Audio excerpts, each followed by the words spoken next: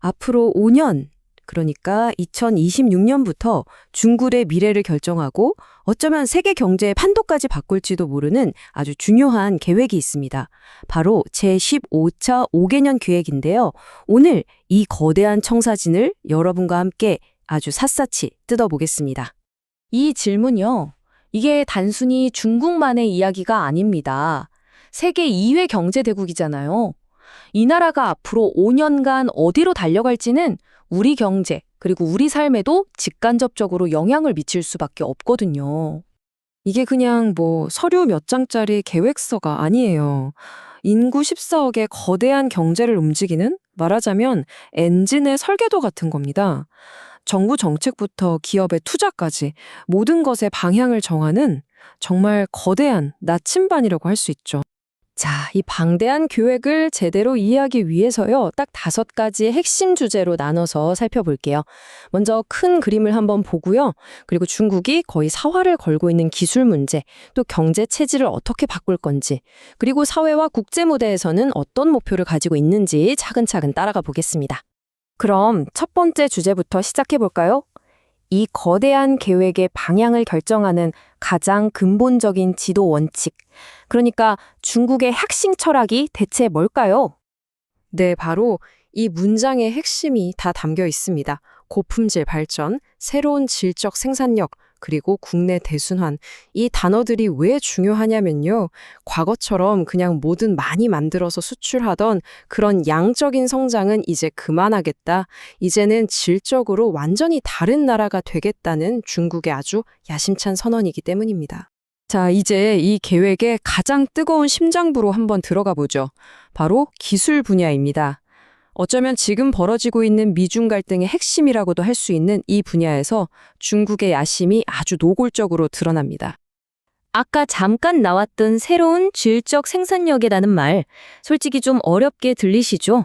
그런데 이 단어만 제대로 이해하면 중국 기술 전략의 핵심을 그냥 꿰뚫어 볼 수 있습니다. 아주 간단하게 말해볼게요. 더 이상 세계의 공장처럼 값싼 노동력에 의존해서 성장하는 게 아니고요. 이제는 혁신과 첨단 기술로 먹고 사는 세계의 연구소가 되겠다는 뜻입니다. 말 그대로 경제의 DNA 자체를 바꾸겠다는 거죠. 그리고 그 새로운 질적 생산력은 바로 이런 분야들에서 나온다는 겁니다. 반도체, 육지 통신, 여기 목록을 쭉 보시면요. 하나같이 지금 미국 같은 서방 세계가 주도권을 쥐고 있거나 아니면 미래 산업의 패권을 좌우할 그런 핵심 기술들이에요. 바로 이 분야들에서 기술 자립을 반드시 이루고 말겠다는 겁니다. 이게 그냥 하는 말이 아닙니다. 매년 국가 전체의 연구개발비 지출을 7% 이상씩 늘리겠다. 와, 이건 정말 천문학적인 돈을 쏟아붓겠다는 거거든요. 목표를 이루기 위해서 얼마나 진심인지 바로 이 숫자 하나에서 딱 보이는 거죠.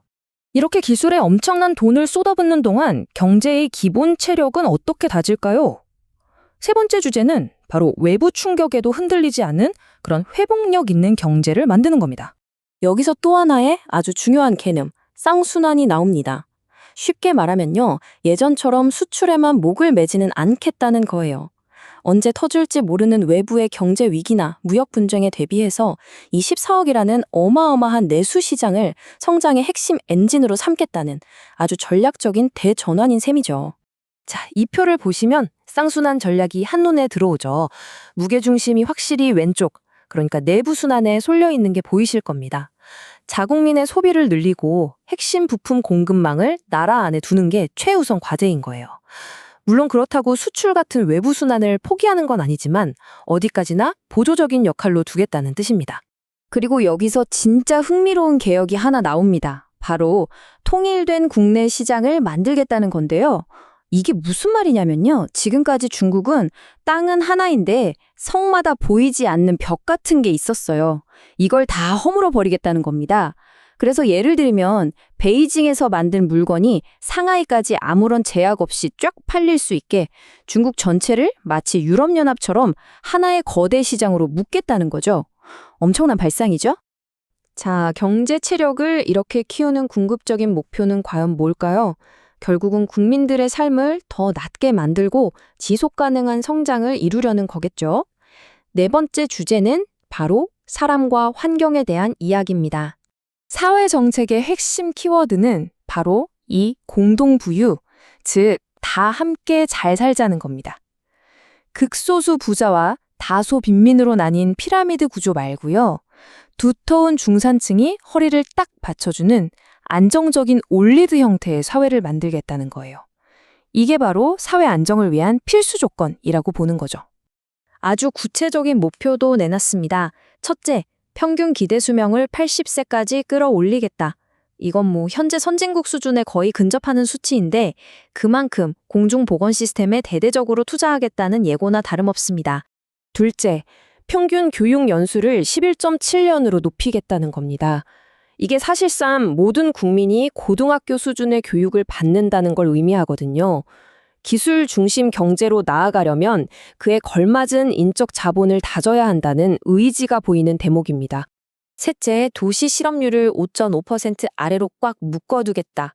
이건 거의 완전 고용에 가까운 수준인데요. 사회 안정의 가장 중요한 기반이 바로 일자리잖아요. 이걸 지키겠다는 강력한 의지를 보여주는 거죠. 환경 문제에도 구체적인 수치를 내걸었습니다.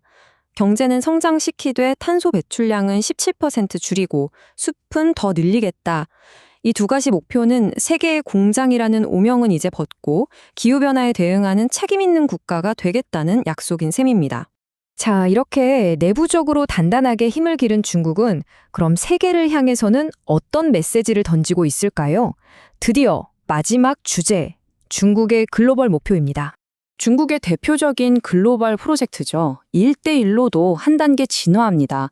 예전처럼 그냥 도로 깔고 항구 짓는 하드 연결성을 넘어서요. 이제는 중국의 기술 표준과 규범을 퍼뜨리는 소프트 연결성, 그리고 문화 교류를 통한 마음의 연결성을 훨씬 더 강조하고 있습니다.